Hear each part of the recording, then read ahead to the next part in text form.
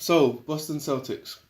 Boston Celtics have a great reputation. They have a good history, and that explains their large following because they're not one of the glamorous teams. They haven't got A-star studded celebrity basketball players at their club. You've got great players, good players, and they have a good coach. So I've learned, and so you know it last season they had probably the A-star list players injured, and that meant some of the other younger players within their roster, which is their squad, had to come out and play. And what's so interesting about last season is that they overachieved last season. They done really well. They exceeded above expectations, especially because the players that would have carried them through or would have been seen to carry them through were injured, and the other players almost made the fans not miss the players that were injured. And so what the issue is with this season is a lot of the players are coming back from injury, and so there's about 15 to 16 players that want to be in the team. And you can only start with five, right? So there's a lot of players that are not getting game time at the moment, and this has led to some of the issues that Boston Celtics has faced this season, where there's a bit of personality clashes and a bit of an ego kind of conflict, and in other words, they don't like each other a lot of the time because I feel like from what I've seen in some of the commentaries and the punditry is that it's almost like the new Boston Celtic versus the old Boston Celtic, and I mean that in terms of age. Some of the more established players, well-known players, amongst the new emerging ones that are coachable. So there's a bit of a conflict there, and despite them being seriously organised in defence and have a great record defensively, it's kind of slowly, fumbled a little bit this season, and their offense has been really good as well, but it's gone down to the 25th percentile as of maybe a week ago in terms of their attacking efficiency, which is below average. What's been able to save them is their ability to have a lot of free throw shots. But long story short is that there's a few issues at the club, and it's not going to be like a disaster, but it can halt their progress.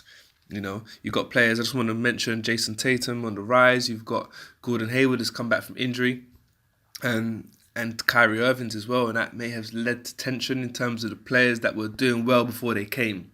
So you've got quite a lot of players there that should be in the team. You've got Terry Rozier, you've got Jaylen Brown, and so the issue is with when personalities and a team has lacked or lacking in cohesion, that there may be a little bit of an issue of consistency. Maybe some players will feel like they need to perform a little bit more or feel like they have to do more to try and get a result. With egos, people may think that they can win the game by themselves, and they might not want to almost give their other teammates a bit of light. And so hopefully there can be a resolution for that. And I just want to leave three things that can be done within the club that can help resolve the situation. And so first thing is there needs to be a realization that you're in a team sport. So if there are 15 players that really feel like they should be playing, they have to accept they are in an all-star league, almost a all-star team, should I say.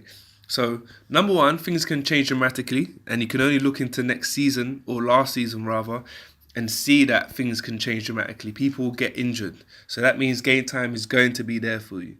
Things may happen where there may be rotations, there may be tactical changes, but you're in a team sport, and you got to know your part. And I guess to attach to that is the coaching staff now need to kind of let the players know exactly their roles, what their roles are, where they fit in the team. So there is a bit of clarity because, if they all expect to start, there needs to be some sort of message from the coaching staff to at least let the players know that you might not be starting right now, but you're still an integral part. We want to use you in this avenue. We want to see you do this when you come on. And so players know exactly what they're going to be bringing to the team. And so they can at least have a sense of achievement in some regard. I'm sure every player will be upset that they're not starting and getting as much minutes as possible. But with a little bit of clarity and knowing exactly where you fit, it can ease the pain, so to speak. And so that's very important for the players to know what they're doing. So that's a coaching perspective. But then also you've got to take responsibility as an athlete yourself. You've got to recognise you're in a team sport. You've got to recognise where you stand. And if the coach is not telling you what they want from you, it's probably your responsibility to do that too, just so that you can optimize your performance when you get the chance. And so the second one is a concept that I introduced to football, And I think this is going to be very important for Boston Celtics, and that's a sub-max mentality.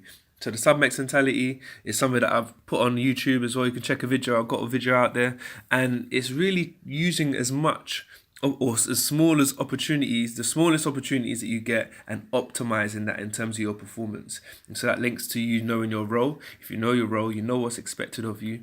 You come on and make that difference and apply that when you play. And that's a sub-max mentality. You're not getting the game time that you wish, but you're working towards changing your narrative and adding value to your team. And so, thirdly, I would say team bonding needs to happen.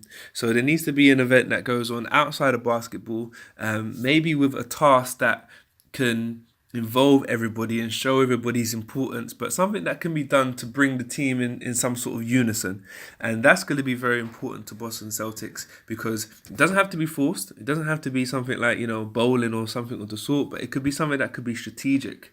But team bonding needs to happen because competition can make you almost have a bit of blind vision. So you may just only see your teammates in the light of they're in your way. But if you can do something that can actually, add a little bit of social element in there and bring them a little bit closer, that can work towards changing the narrative at Boston Celtics.